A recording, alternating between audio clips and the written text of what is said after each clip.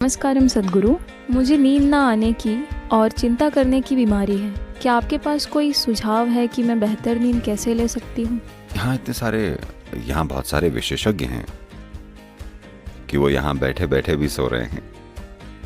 हम उनकी सलाह ले सकते हैं।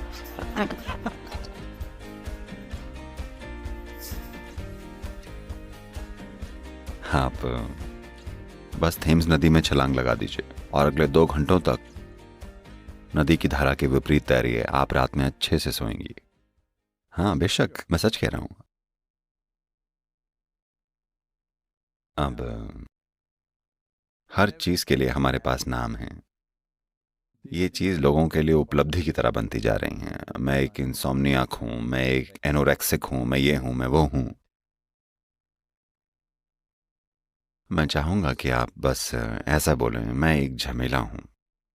इसको इतने सारे वैज्ञानिक नाम मत दीजिए, सिर्फ ऐसा देखिए मैं एक झंझट हूं। शरीर को झंझट बना लिया है, दिमाग को झंझट बना लिया है। इनमें से एक चीज है, हाँ या नहीं? अगर आप इसे इतने ऊंचे दर्जे के नाम देंगे तो इनमें से एक होना बड़ा रोचक हो जाएगा। खुद के साथ ऐसा मत कीजिए। मैंने हजारों और हजारों लोगों को देखा है जो इस तरह की चीजों के साथ आते हैं। ये कोई बीमारियां नहीं हैं, ये सिर्फ वो उपलब्धियां हैं जो आपने ले रखी हैं, क्योंकि दूसरी उपलब्धियां जो आपके पास हैं वो शायद उतनी काफी नहीं है। मैं इस तरह से बात करने के लिए माफी चाहूंगा, पर मैं चाहता हूं कि आप इसे जानें। ये सब कुछ खुद से बनाई हुई चीजें हैं। You create a problem and you carry the problem on your head like a jewel. आप खुद एक समस्या बनाते हैं और फिर उस समस्या को अपने सर पे एक आभूषण की तरह लिए फिरते हैं। अगर आप खुद को एक खास संतुलन में ले आए, खुद को जीवन के साथ एक खास सहजता में ले आए, तो जब शरीर को आराम चाहिए होगा वो सो जाएगा। इसमें कौन सी बड़ी बात है? आपको सोना पड़ेगा, सोना ही पड़ेगा, ऐसा कुछ नहीं है। अगर आप जरूरी काम करें तो ये खाएगा, है ना? हाँ या नहीं? अब खाना एक समस्या है, नींद एक समस्या है। देखिए, ये सब बहुत बड़ा व्यापार बन गया है। प्लीज इसे समझिए।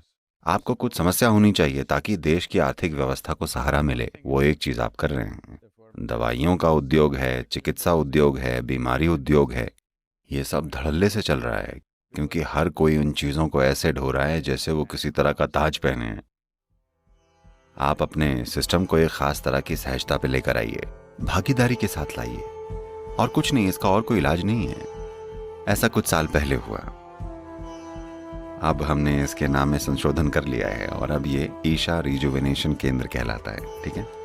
एक समय था जब हम इसे योगिक हॉस्पिटल बुलाते थे। जब ये योगिक हॉस्पिटल था तब मैं इसमें खुद शामिल हुआ करता था। तब यूनाइटेड स्टेट्स से कुछ डॉक्टर्स आए। वो लोग योगिक हॉस्पिटल देखना चाहते थे क्योंकि उन्होंने कुछ पुराने केस देखे थे कि कैसे लोग स्वस्थ हुए हैं और बाकी चीजें। वो आए और आश्रम में 3 दिन रहने के बाद वो आश्रम में लोगों ने मुझे बताया, सद्गुरु, ये डॉक्टर्स बेहद गुस्से में हैं और वो जाना चाह रहे हैं। मैंने पूछा क्या हो गया? वो पूछ रहे हैं योगिक हॉस्पिटल कहाँ पर है।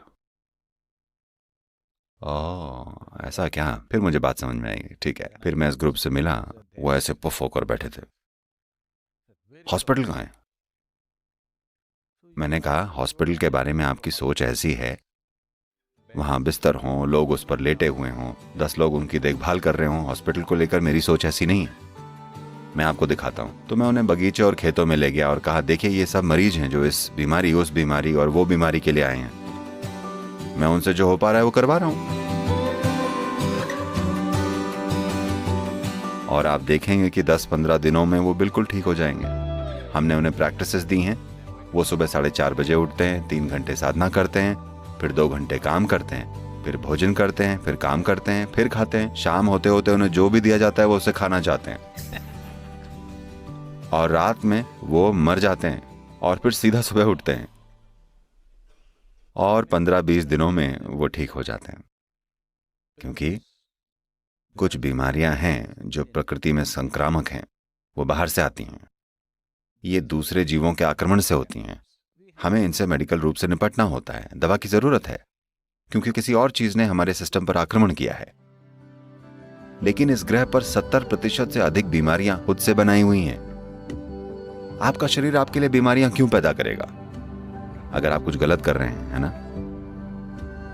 आप सो नहीं पा रहे हैं, आपको क्या लगता है क्या गलत है? मैं चाहता हूं कि आप इसे समझें, अभी समझें आप सभी। अगर आप सो नहीं पा रहे हैं तो आपको क्या लगता है कि क्या गलत है? एक बात यह है कि शारीरिक गतिविधि की कमी हो सकती है, शायद सिर्फ यही बात है।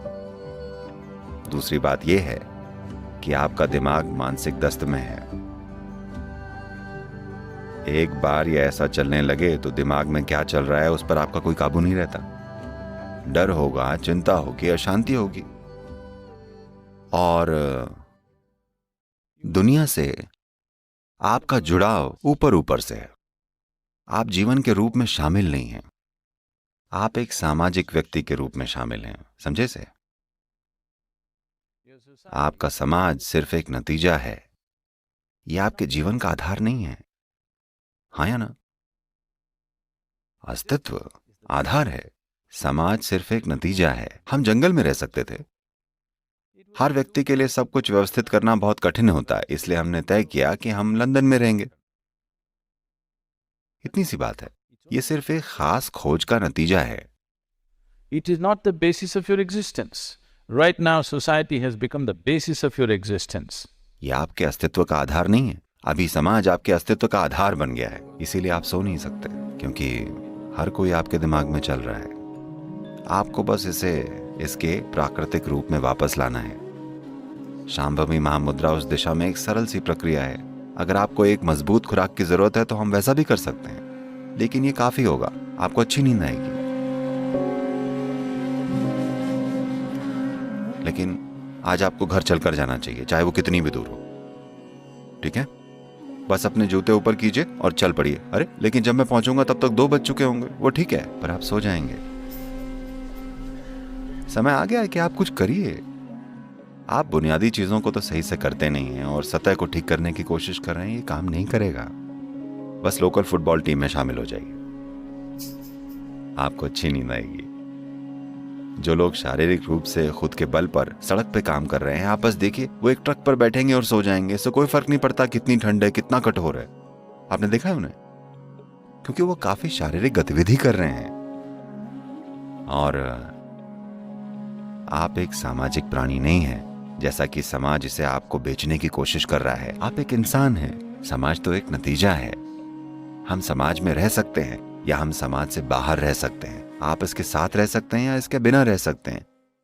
यह सिर्फ एक सुविधा है, यह आपके अस्तित्व का स्रोत नहीं है। अभी आप समाज को इतने मनोवैज्ञानिक ढंग से देख रहे हैं जैसे यह आपके अस्तित्व का स्रोत है। कोई आपके बारे में क्या कहता है, कोई क्या सोचता है, आपको इन सब बातों की चिंता है। कोई मेरे बारे में क्या सोच रहा है, क्या है? कोई भी आपके बारे में कुछ नहीं सोच रहा है, वो अपनी खुद की चीजों में व्यस्त हैं। आपको लगता है हर कोई दिन भर आपके बारे में सोचता है? मेरा यकीन करिए, वो नहीं सोच रहे हैं, वो अपना काम कर रहे हैं। जब आप अपने दरवाजे बंद करें, अगर आप लंदन को छोड़ सकें और सिर्फ आप ही बिस्तर पर जाएं, तो आप सो पाएंगे। आप लंदन के साथ सोना चाहते हैं, ये काम नहीं करता। मैं इस दिशा में जा रहा हूं क्योंकि लोग लगातार अपने लिए समस्याएं ईजाद कर रहे हैं। जो कुछ भी आपके साथ एक बीमारी के रूप में हुआ, बिना किसी बाहरी प्रभाव के, वो आपकी बनाई हुई चीज है। हाँ या ना? ये ठीक है ना? ये आपकी बनाई हुई चीजें हैं, इससे कोई फर्क नहीं पड़ता कि ये क्या है। अगर ये आपकी बनाई हुई है तो हमें ये देखना होगा कि आप ये सब बातें क्यों बना रहे हैं। सिंपल टिप चाहिए आपको, कोई टिप नहीं है। एक टिप ये है कि आज आप घर पैदल जाइएगा, आप पक्का अच्छे से सोएंगे। रोज शांभवी कीजिए, दिन में 2 बार कीजिए, नींद आएगी।